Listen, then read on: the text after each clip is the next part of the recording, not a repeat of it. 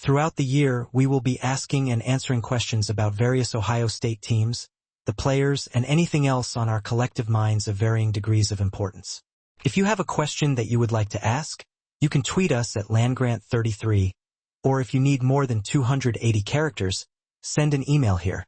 As preseason camp begins this week, Land-Grant Holy Land is diving into its final theme every week of the off-season. This week is all about making predictions that may or may not be reasonable. In fact, some might say they are bold. You can catch up on all of the theme week content here and all of our bold predictions articles here. Friends, Buckeyes, countrymen, we are less than 1 month from the start of Ohio State's preseason practice, meaning that it's time to start locking in.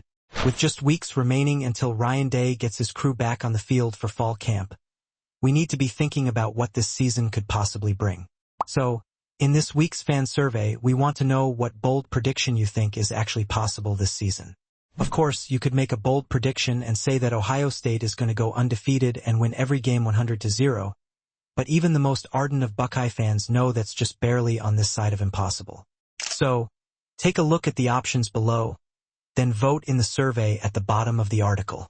Over the weekend or early next week, we will share the results, so make sure to check back in with us in a few days. And if you want to explain your rationale or add another option, head down to the comments and break it down. When I was pulling together some options for this survey, I wanted to have a combination of things at varying degrees of possibility. So, if you want one that seems relatively safe, while still remaining in the category of bold, you have options. However, if you are feeling spicy and want to go for something with longer odds, you have those types of choices as well. While I don't want to influence the voting ahead of time, if I had to pick one, I think I would go with Kenyatta Jackson racking up 12 sacks. He came back for a final year in Columbus for a reason, and I don't think he's going to go down without a bit of a fight. I don't think that he is necessarily going to have a Chase Young-level campaign, but in the course of a season that hopefully includes a Big Ten championship game and an extended run in the college football playoff, I think hitting 12 sacks is certainly feasible for the defense's new number 2.